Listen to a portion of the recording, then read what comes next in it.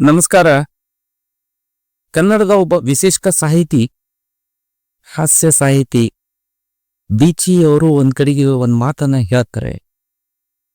ಏನಂದ್ರೆ, ಕೀರ್ತಿಯನ್ನು ಗಳಿಸುವುದು ಕಷ್ಟ, ಅದನ್ನು ಉಳಿಸಿಕೊಳ್ಳುವುದು ಕಷ್ಟ, ಕಳೆದುಕೊಂಡ ನಂತರ ಬಹಳಷ್ಟು ಕಷ್ಟ ಅಂತ ಹೇಳ್ತಾರೆ.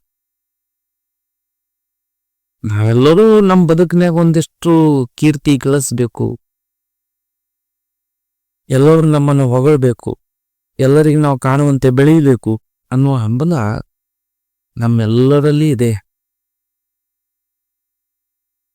ಕೀರ್ತಿಗ ಗಳಿಸುವುದಕ್ಕಾಗಿ ನಾವು ಅದೆಷ್ಟೋ ಕೆಲಸಗಳನ್ನ ಮಾಡ್ತೀವಿ. ಕೆಲಸ ಮಾಡಿದ ನಂತರ ಕೀರ್ತಿನೂ ಸಿಗ್ತದ, ಸಿಕ್ಕ ನಂತರ ಅದು ಉಳಿಸ್ಕೋದು ಬಹಳ ಕಷ್ಟ ಅಂತ ಹೇಳ್ತಾರೆ. ಉಳಿಸ್ಕೋ ಸಲುವಾಗಿ ಮತ್ತೆಷ್ಟು ಕೆಲಸಗಳನ್ನ ಮಾಡಕ್ ಶುರು ಮಾಡ್ತೀವಿ. ಮಾಡಿದ ನಂತರನು ಕೀರ್ತಿ ಕೆಲವೊಂದು ಸಂದರ್ಭದಲ್ಲಿ ನಮ್ ಜೊತೆಗೆ ಇರೋದಿಲ್ಲ, ಅದು ಕಳ್ಕೊಂಡ್ಬಿಡ್ತೀವಿ ಒಂದೊಂದ್ಸಾರಿ. ಮತ್ತೆ ಯಾರೋ ಬಂದ್ಬಿಡ್ತಾರ, ಹೊಸ ಅಲ್ಲೇ ಬರ್ತದ, ಹೊಸ ವ್ಯಕ್ತಿಗಳು ಬರ್ತಾರ, ಅವರು ಕೀರ್ತಿ ಉತ್ತುಂಗಕ್ಕೇರಿದಾಗ ನಮ್ಮ ಕೀರ್ತಿ ಕಡಿಮೆ ಆಗಿ ಹೋಗ್ತದೆ. ಆಗ ಬಹಳಷ್ಟು ನೋವನ್ನ ಅನುಭವಿಸಕ್ ಶುರು ಮಾಡ್ತೇವೆ. ಇದು ಬೀಚಿಯವರ ಮಾತು ನೋಡಿ. ಕೀರ್ತಿ ಗಳಿಸೋದಕ್ಕಾಗಿ, ಉಳಿಸಿಕೊಳ್ಳುವುದಕ್ಕಾಗಿ ಮತ್ತು ಕಳೆದುಕೊಳ್ಳದೆ ಇರುವಂಥ ಸ್ಥಿತಿಗಾಗಿ ಬಹಳಷ್ಟು ನಾವು ಹೋರಾಟವನ್ನ ಮಾಡ್ತೀವಿ. ಆದ್ರೆ ಕೀರ್ತಿ ಅನ್ನುವುದು ಶಾಶ್ವತ ಅಲ್ಲ, ಅದು ಹಿಂಗ್ ಬಂದು ಹೋಗುವಂತ ಅತಿಥಿ. ಆ ಅತಿಥಿಯ ಜೊತೆ ನಾವು ಸದಾ ಇರಬೇಕಂತ ಬಯಸ್ತೀವಿ. ಆದ್ರೆ ಅತಿಥಿ ಯಾವಾಗ್ಲೂ ನಮ್ ಜೊತೆಗಿರಲ್ಲ. 4 ದಿನ ಮಟ್ಟಿಗೆ ನಮ್ ಜೊತೆ ಬಂದು ಇದ್ದು ಹೋಗಕ್ ಬಂದಿರ್ತಾರ ಹೊರತು ನಮ್ ಜೊತೆನೆ ಪರ್ಮನೆಂಟ್ ಬಂದಿರಲ್ಲ. ಹಂಗ ಕೀರ್ತಿನೂ ಕೂಡ, ಕೀರ್ತಿಗೆ ಗಳಿಸಿಕೊಂಡು ಕಳೆದುಕೊಂಡು ನೋವು ಅನುಭವಿಸೋದಕ್ಕಿಂತ ಕೀರ್ತಿ ಗಳಿಸದೆ ಹಾಗೆ ಇರೋದು ಬಹಳ ಚಂದ ಅನ್ನೋದು ಕೂಡ ಬೀಚಿಯವರ ಒಂದು ಅಭಿಪ್ರಾಯ ಆಗಿತ್ತು. ಸಾಮಾನ್ಯರಲ್ಲಿ ಸಾಮಾನ್ಯವಾಗಿ ಬದುಕುತ್ತಾ ಸುಂದರವಾದ ಜೀವನದೊಂದಿಗೆ ಸಂತೃಪ್ತಿಯಿಂದ ಸಾಗುವುದು ಕೂಡ ಒಂದು ಸೊಗಸು.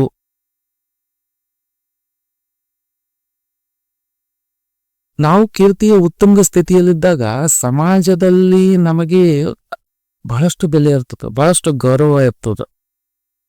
ಆ ಗೌರವ ಪಡೆಯುವುದು ನಮ್ಮ ಮನಸ್ಸಿಗೆ ಒಂದು ಹಿತ, ಖುಷಿ ಕೊಡ್ತು. 4 ಮಂದಿ ನಮ್ಮನ್ನು ಗೌರವಿಸಿದ್ರೆ ನಮ್ಗೆ ಎಲ್ಲಿಲ್ಲದ ಖುಷಿ, ಸಂತೋಷ. ಆದ್ರೆ ಆ 4 ಮಂದಿ ಗೌರವಿಸೋದು ಶಾಶ್ವತ ಅಲ್ಲ. ಇವತ್ತು ಗೌರವಿಸ್ತಾರ, ನಾಳೆಗೆ ಕಡೆಗಣಿಸ್ತಾರ, ಕೊನೆಗೆ ಅವಮಾನಿಸ್ತಾರ. ಇದು ಸಾಗುವಂಥದ್ದು ಬದುಕಿನಲ್ಲಿ. ನಾವು ಕೀರ್ತಿಯ ಉತ್ತುಂಗ ಸ್ಥಿತಿ ಇದ್ದಾಗ ಸಮಾಜದಲ್ಲಿ ಎಲ್ಲಾ ಕಡೆಗೆ ಗೌರವ ಸಿಗ್ತಿರ್ತದೆ. ಅದೇ ನಮ್ಮನ್ನ ಮೀರಿಸುವಂತ ಮತ್ತೊಬ್ಬ ವ್ಯಕ್ತಿ ಕೀರ್ತಿವಂತನಾದರೆ ಆಗ ನಾವು ಕೀರ್ತಿಯನ್ನ ಕಳ್ಕೊಂಡಿರ್ತೀವಿ. ಕಳ್ಕೊಂಡ ನಂತರ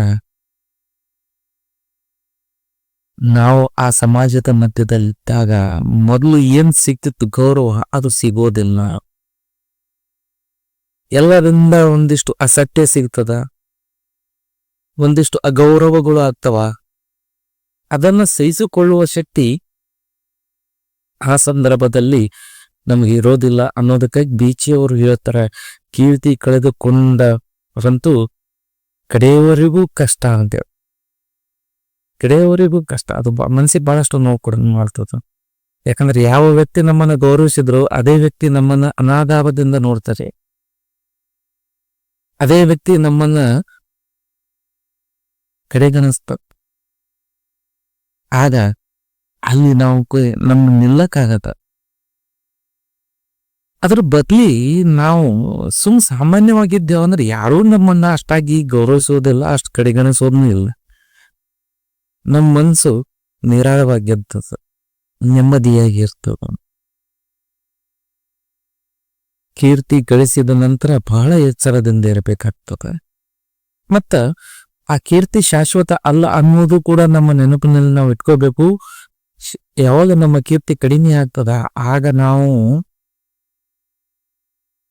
ಅಗೌರವಕ್ಕೆ ಒಳಗಾದರೆ ಆ ಪರಿಸ್ಥಿತಿಯನ್ನ ಸ್ವೀಕರಿಸುವಂತ ಮನಸ್ಥಿತಿ ಕೂಡ ನಮ್ದು ಮಾಡ್ಕೊಂಡಾಗ ಮಾತ್ರ ನಾವು ಸ್ವಲ್ಪ ನೆಮ್ಮದಿಯಿಂದ ಬದುಕಕ್ ಸಾಧ್ಯ ಆಗ್ತದೆ. ಇಲ್ಲ ಪ್ರಯತ್ನ.